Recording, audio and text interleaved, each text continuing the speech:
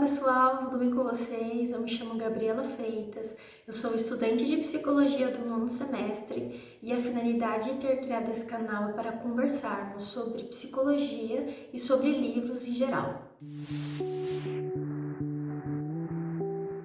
No vídeo passado eu trouxe o tema sobre intimidade e sobre a questão do processo de vulnerabilidade. Bom, hoje eu resolvi trazer sobre um livro que chama Comunicação Não Violenta, Técnicas para Aprimorar Relacionamentos Pessoais e Profissionais, escrito pelo Marshall Rosenberg. A comunicação não violenta, que eu vou utilizar a sigla CNV, o autor coloca que é um processo, uma forma de comunicação que nos leva a nos entregarmos de coração. E com isso, nós passamos a perceber os relacionamentos de uma maneira diferente. O objetivo da comunicação não violenta nesse sentido é estabelecer um relacionamento baseado na sinceridade e na empatia.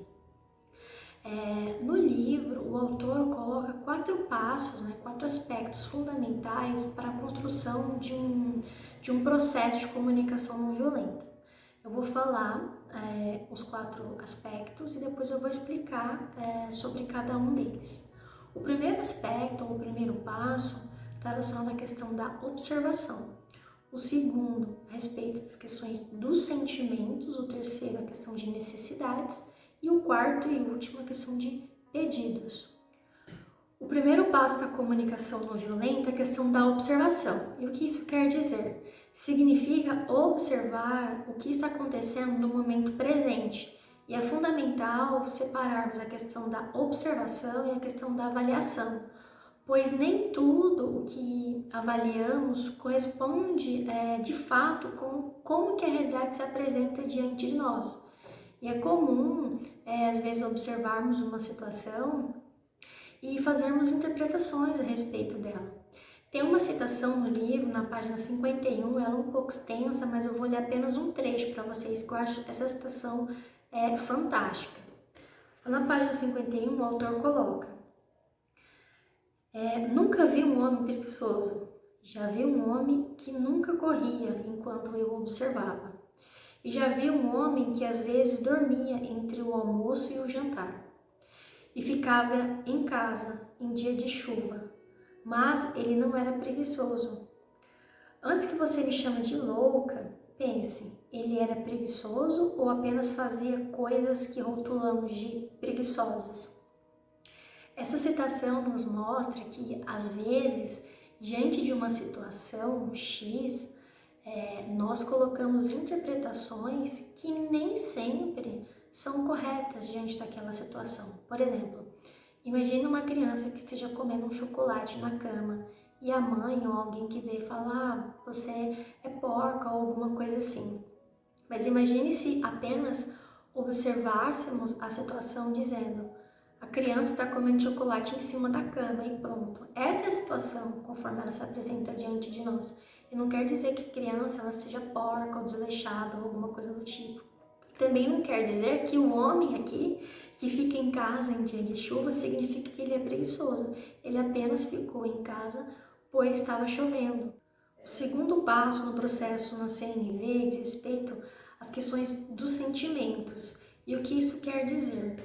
É extremamente importante aprendermos a identificar como nós nos sentimos diante das situações que foram observadas. Infelizmente, é comum as pessoas terem dificuldade em identificar suas emoções e seus sentimentos e principalmente a falar sobre o que elas sentem, o que elas pensam e etc. Porque geralmente as pessoas, nós não fomos ensinados a entrar em contato com esses aspectos. A questão, então, em identificação de sentimentos e emoções é fundamental, então, para que posteriormente nós sejamos capazes de expressarmos como nós nos sentimos. Porque sem o processo de identificação de sentimentos, é quase que impossível conseguirmos relatar e descrever aquilo que a gente sente, aquilo que a gente pensa. Bom, este seria então o segundo aspecto da comunicação não violenta. O terceiro aspecto, então, diz respeito às nossas necessidades. E é muito importante aprendermos a reconhecer as nossas necessidades, porque geralmente quando nós não valorizamos aquilo que nós necessitamos em determinado momento, as outras pessoas que estão ao nosso redor tendem a não valorizá-las também. E isso acaba sendo extremamente problemático se tratando de relações interpessoais.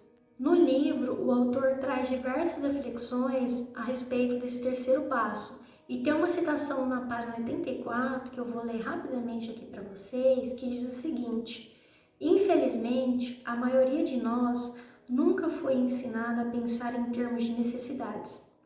Estamos acostumados a pensar no que há de errado com as outras pessoas sempre que nossas necessidades não são satisfeitas.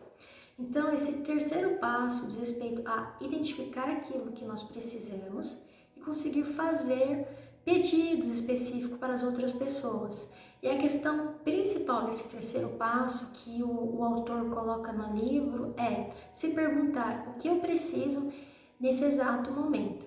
O quarto e último passo no processo de desenvolvimento da comunicação não violenta diz respeito aos pedidos. E pedir ao outro o que precisamos ajuda a enriquecer a nossa vida.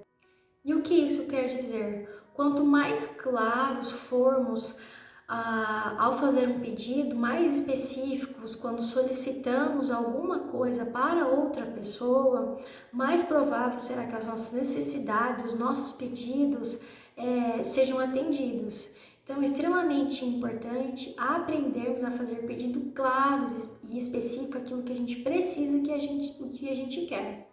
Retomando então os 4 passos que o autor coloca no livro a respeito da comunicação não violenta, o primeiro então diz respeito à questão da observação, o segundo dos sentimentos, o terceiro necessidades e o quarto e último a respeito dos pedidos. Para finalizar, só vou falar a respeito dos 2 eixos principais que o autor coloca no livro. O primeiro eixo é a questão de expressar-se com honestidade, no sentido de ser sincero quando formos falar sobre nós, sobre nossos pedidos, nossas necessidades e como nós nos sentimos. E o segundo eixo diz respeito ao processo de receber com empatia aquilo que a outra pessoa está dizendo. Isso tudo é um processo, é uma interação mútua entre as pessoas. A empatia, nesse sentido, o autor coloca que é uma compreensão respeitosa do que as outras pessoas estão vivenciando. Nesse sentido, a questão da empatia, então, diz respeito a deixarmos de lado as nossas críticas, os nossos julgamentos, as nossas preconcepções, para que assim possamos ouvir a pessoa em sua totalidade, principalmente validando aquilo que ela está dizendo e também sermos capazes de atender às necessidades das outras pessoas. Bom, esse livro, recomendo muito a leitura, é um livro com uma fácil linguagem, aqui vou deixar para vocês olharem, é um livro muito bom. Se vocês gostaram do vídeo, deixe um like de vocês. Caso vocês queiram comentar no vídeo também, será um prazer responder cada comentário de vocês. E seria isso que eu queria trazer hoje para conversarmos. Agradeço a você que assistiu o vídeo até agora, até o final. E em breve nos veremos no próximo vídeo. Até breve. Tchau, tchau.